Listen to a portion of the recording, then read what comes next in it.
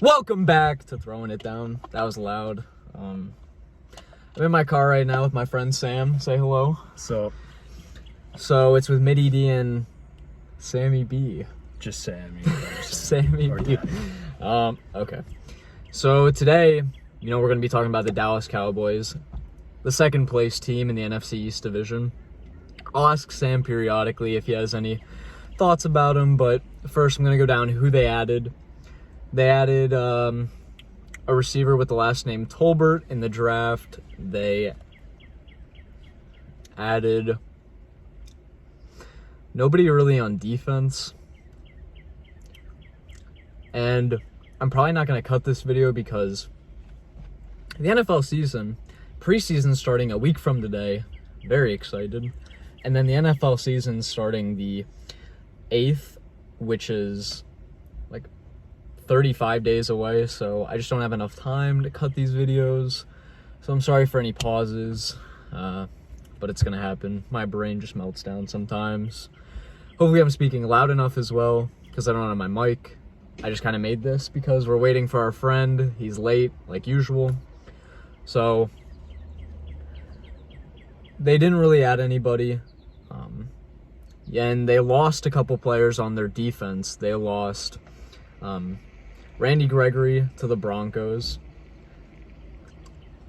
And then they lost Amari Cooper on offense. They lost 3 offensive linemen. The only ones that stayed are Tyron Smith, and their left tackle. No, their right guard. Anyways, that's going to be a real problem for Dallas's rushing attack, where Zeke was especially struggling last year. And Tony Pollard kind of stepped into the spotlight, and I'm picking him a lot in my fantasy leagues that I'm playing because he's just more explosive, better player.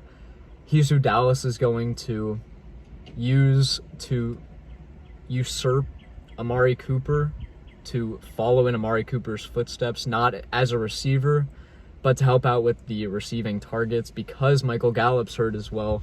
So CeeDee Lamb is really their only receiver they retained from the last year. They added James Washington as well, who I really like, who's going to be their number 3 for the beginning of the season while Michael Gallup's out. He's going to help their passing game, not suck as much as it does right now. Do you have any thoughts about their passing game? Is Cedric Wilson still there? He went to Miami, actually. So he's the third behind Tyreek and Jalen Waddle. They're screwed. I mean, they do have CeeDee Lamb. He's the best receiver in the league. I have an opinion about CeeDee Lamb. But Dak is not going to be able to get the ball off in time with that terrible offensive line. So Yeah, he's going to go through something he's never experienced before, and I think it's going to really cause the Cowboys to struggle. But to Sam's talk about CeeDee Lamb, he's really good, but he has to catch the ball. If he doesn't, and that's a problem for him because he was one of the leading receivers in drops last year. Yeah, he got the ball thrown to him a lot, but there are key moments of games that they played where they lost because he just dropped the ball. Some of the Cowboys' big wins last year were against the Chargers, and the Chargers and the Vikings are 2 games where I really want to focus on because the Chargers game, they got kind of lucky at the very end there with kicking a 50-plus yard field goal.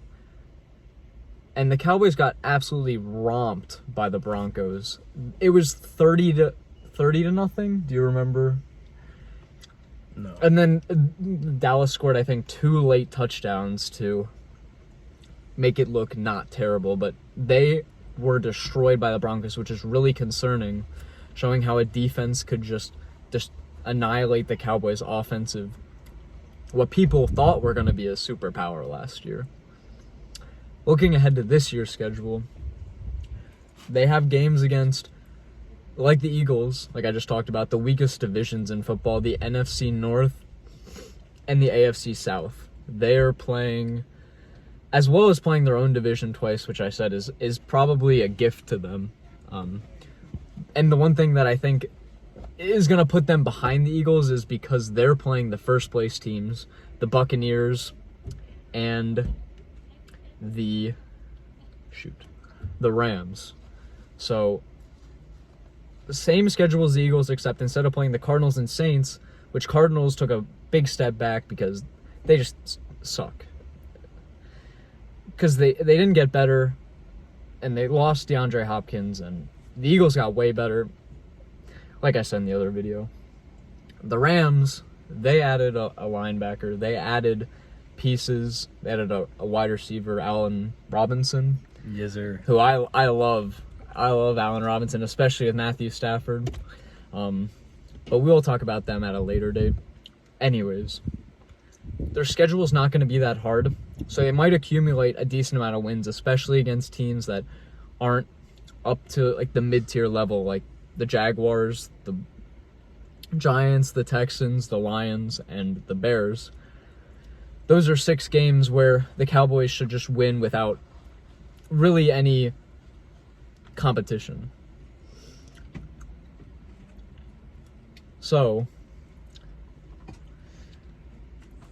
looking at that, and then looking at these really difficult games against the Eagles, the Buccaneers, the Cowboys, the Vikings, they have a very hit or miss schedule. So they're playing these teams where you don't really see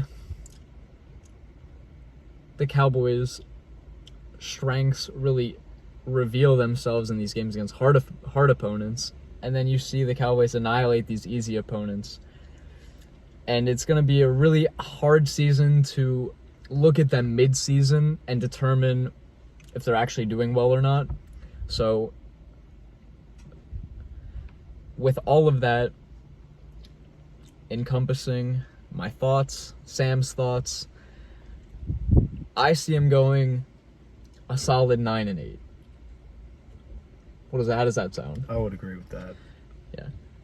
They're going to struggle against these good teams, especially because these teams like the Rams and the Eagles, they have these defensive lines that now mismatch the Cowboys' offensive line, who were really strong, but now they're going to get shown up by teams who keep on building on their defensive lines and their defense in general.